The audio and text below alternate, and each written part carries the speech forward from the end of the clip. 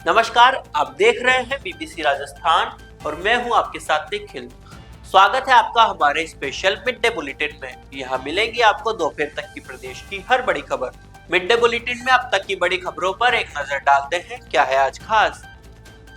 बांसवाड़ा में बारातियों से भरी बस पलटी, 4 की हुई मौत, 25 से अधिक घायल अस्पताल में भर्ती। एडीएम के निर्देशन में हुए 459 आवेदकों के साक्षात्कार, जिला स्तरीय अप्रेजल कमेटी के सदस्य रहे मौजूद। हरियाणा में पंचाल दंपति ने की मरणोपरांत देहदान की घोषणा, महावीर इंटरनेशनल प्रतापपुर ने किया दोनों का सम्मान। भरतपुर में भ्रष्टाचार निरोधक ब्यूरो की बड़ी कार्रवाई, 2 इंजीनियरों को रिश्वत लेते रंगे हाथों पकड़ा। महावीर इंटरनेशनल वीरा केंद्र ने दिया जागरूकता का संदेश, बांसवाड़ा के महात्मा गांधी अस्पताल में किया गया कार्यक्रम। जिला प्रभारी सचिव रही डूंगरपुर के दौरे पर, परियोजनाओं की ली जानकारी, किया निरीक्षण। बांसवाड़ा में चिकित्सा विभाग ने शुरू की गर्भ की पाठशाला, मां शिशु स्वास्थ्य पर चिकित्सा विभाग की नई पहल। बस हादसे में घायलों से मिलने पहुंचे जनप्रतिनिधि, आर्थिक सहायता की मांग, पोस्टमार्टम नहीं कराने पर अड़े। ये थी आज की बड़ी खबरें, अब खबरों को देखते हैं विस्तार से। बांसवाड़ा जिले में एक दर्दनाक सड़क हादसे में शुक्रवार देर रात बारातियों से भरी बस अनियंत्रित होकर सड़क किनारे पलट गई। हादसे में 4 लोगों की मौके पर ही मौत हो गई, जबकि 25 से अधिक लोग घायल हो गए। कुछ घायलों की हालत गंभीर बताई जा रही है। जानकारी के अनुसार सज्जनगढ़ के खेड़ा पड़लीपारा से बारात संदलाई बड़ी गांव गई थी। शाम करीब 6:30 बजे लौटते समय घोटिया आंबा के पास ढलान पर ड्राइवर का बस से नियंत्रण हट गया और बस पलट गई। बारात में कुल 2 बसें शामिल थी। आगे चल रही बस सुरक्षित निकल गई, जबकि पीछे से आ रही बस हादसे का शिकार हो गई। हादसे के बाद मौके पर चीख पुकार मच गई। ग्रामीणों और राहगीरों ने तुरंत राहत एवं बचाव कार्य शुरू किया और पुलिस को सूचना दी। घायलों को एम्बुलेंस तथा निजी वाहनों की सहायता से अस्पताल पहुंचाया गया। सूचना मिलते ही जिला कलेक्टर डॉक्टर इंद्रजीत यादव और एसपी सुधीर जोशी अस्पताल पहुंचे। कलेक्टर ने बताया कि घायलों का उपचार जारी है तथा अस्पताल प्रशासन को अलर्ट रहने के निर्देश दिए गए हैं। मामला कलिंजरा थाना क्षेत्र का बताया जा रहा है।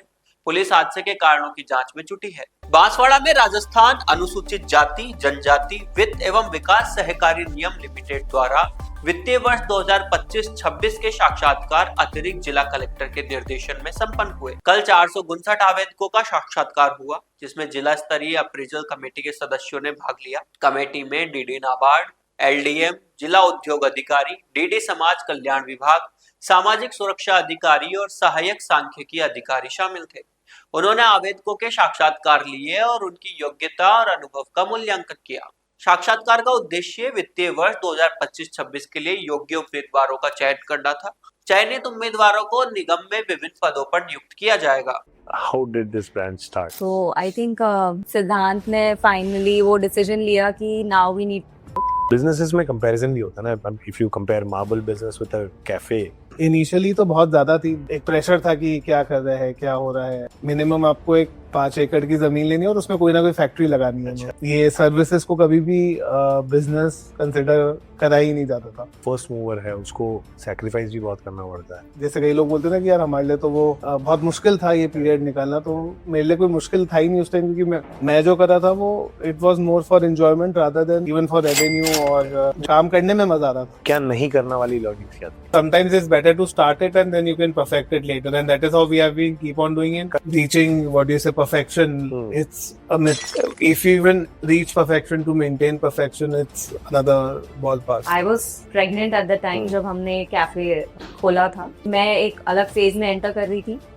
सिद्धांत used to come home, eat and sleep. तो हमारा कोई इंटरेक्शन, हमारा बस वो आधे घंटे का इंटरेक्शन होता था जब तक वो खाना खाता था। तो ये कभी नहीं सोचा था कि इतना कोई जिद्दी हो जाएगा या इतना समय लगेगा किसी चीज को खड़ा करने में जो हम 3 साल से कर रहे हैं।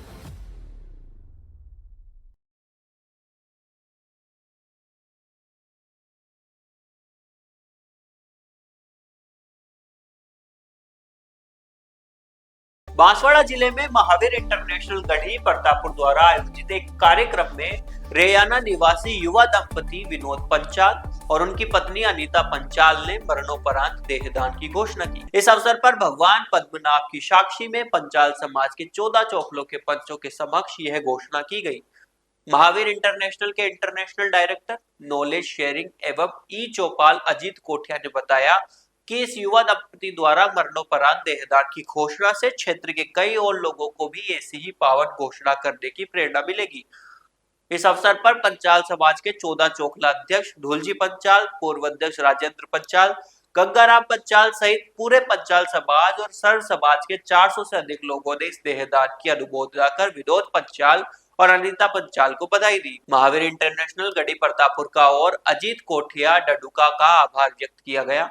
देहदान घोषणा कार्यक्रम का संचालन अंबालाल पंचाल ने किया व आभार राजेश पंचाल ने व्यक्त किया। भरतपुर एसीबी ने बड़ी कार्रवाई करते हुए 2 इंजीनियरों को 23,400 रुपए रिश्वत की राशि लेते हुए रंगे हाथ गिरफ्तार किया है। एसीबी ने ट्रैप कार्रवाई करते हुए धीरेन्द्र श्रीवास्तव कनिष्ठ अभियंता मुख्यालय और राकेश कुमार गुप्ता कनिष्ठ अभियंता कुम्हेर ब्लॉक संविदा कर्मी को पकड़ा है। एसीबी की टीम द्वारा दोनों आरोपी से पूछताछ की जा रही है। ACB additional SP Amit Kumar ने बताया कि एसीबी चौकी भरतपुर को एक शिकायत मिली थी कि परिवादी द्वारा किए गए कार्यों के संदर्भ में जो सुरक्षा राशि जमा कराई थी उक्त एसडी को देने की एवज में धीरेन्द्र श्रीवास्तव कनिष्ठ अभियंता मुख्यालय व राकेश कुमार गुप्ता कनिष्ठ अभियंता कुम्हेर ब्लॉक द्वारा परिवादी से 7.1% के हिसाब से कुछ 23,400 रुपए रिश्वत की मांग कर परेशान किया जा रहा था। एसीबी भरतपुर द्वारा ट्रैप कार्रवाई करते हुए आरोपी धीरेन्द्र श्रीवास्तव कनिष्ठ अभियंता मुख्यालय वे राकेश कुमार गुप्ता कनिष्ठ अभियंता कुम्हेर ब्लॉक कार्यालय एसडीपीसी समग्र शिक्षा भरतपुर को 23,400 रुपए रिश्वत लेते हुए रंगे हाथों पकड़ा गया है।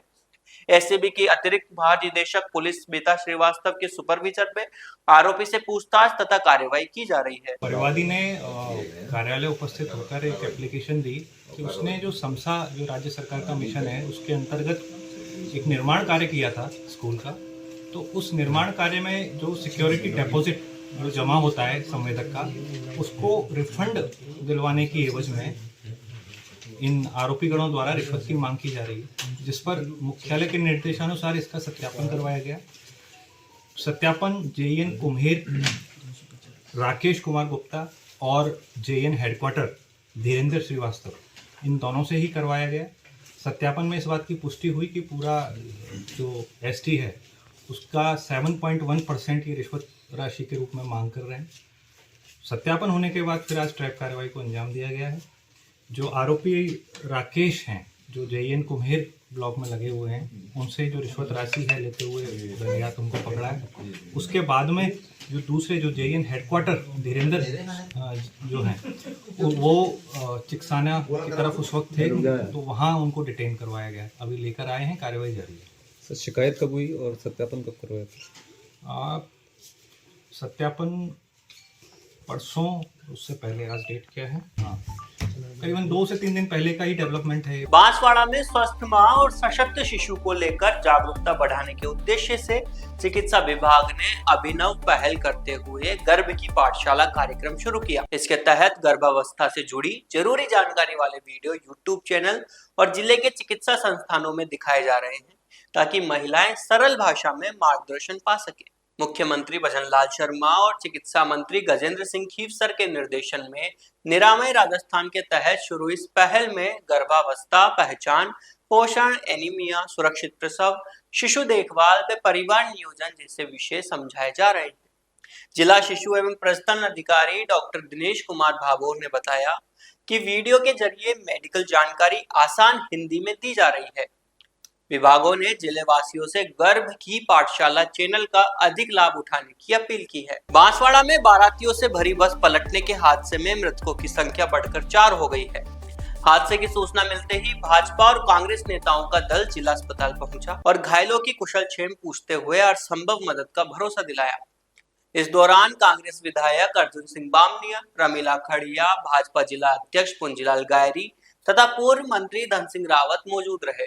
वहीं मंत्री बाबूलाल खराड़ी के भी दोपहर 1 बजे अस्पताल पहुंचकर घायलों से मुलाकात करने की सूचना है। हादसे में मृतकों के पोस्टमार्टम की प्रक्रिया जारी है। मृतक में 2 महिला और 2 पुरुष शामिल हैं।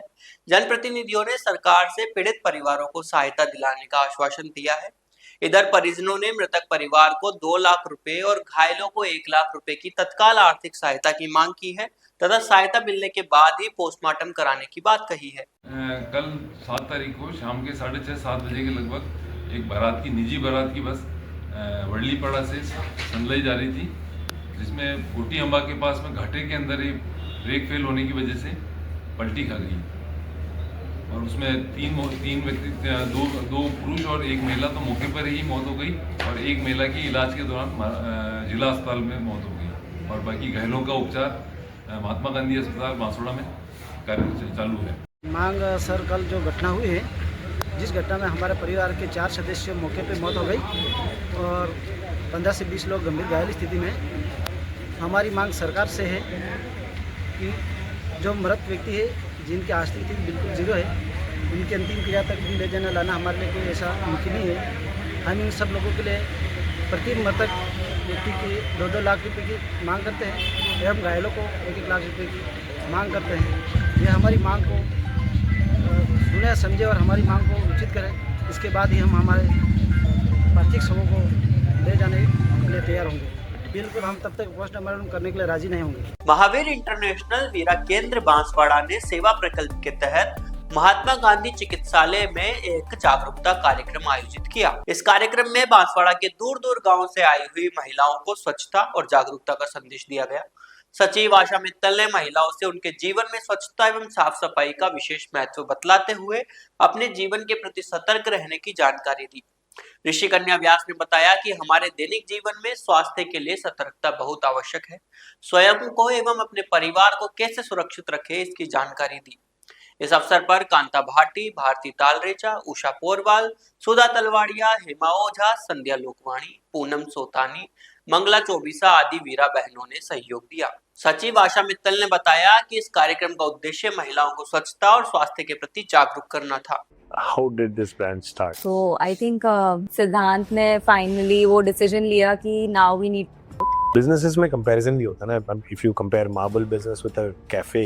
इनिशियली तो बहुत ज्यादा थी, एक प्रेशर था कि क्या कर रहे हैं, क्या हो रहा है। मिनिमम आपको एक 5 एकड़ की जमीन लेनी है और उसमें कोई ना कोई फैक्ट्री लगानी है। अच्छा। ये सर्विसेज को कभी भी बिजनेस कंसिडर करा ही नहीं जाता था। फर्स्ट मूवर है, उसको सैक्रिफाइस भी बहुत करना पड़ता है। जैसे कई लोग बोलते थे कि यार हमारे लिए तो वो बहुत मुश्किल था ये पीरियड निकालना, तो मेरे लिए कोई मुश्किल था ही नहीं उस टाइम, क्योंकि मैं जो कर रहा था वो it was more for enjoyment rather than even for revenue, और काम करने में मजा आ रहा था। क्या नहीं करना वाली लॉजिक क्या थी? Sometimes it's better to start it and then you can perfect it later, and that is how we have been keep on doing it. Reaching what do you say perfection, it's a myth. If you even reach perfection, to maintain perfection, it's another ballpark. I was pregnant at the time जब हमने cafe खोला था। मैं एक अलग phase में enter कर रही थी। सिद्धांत used to come home, eat and sleep। तो हमारा कोई इंटरेक्शन, हमारा बस वो आधे घंटे का इंटरेक्शन होता था जब तक वो खाना खाता था। तो ये कभी नहीं सोचा था कि इतना कोई जिद्दी हो जाएगा या इतना समय लगेगा किसी चीज को खड़ा करने में, जो हम 3 साल से कर रहे हैं।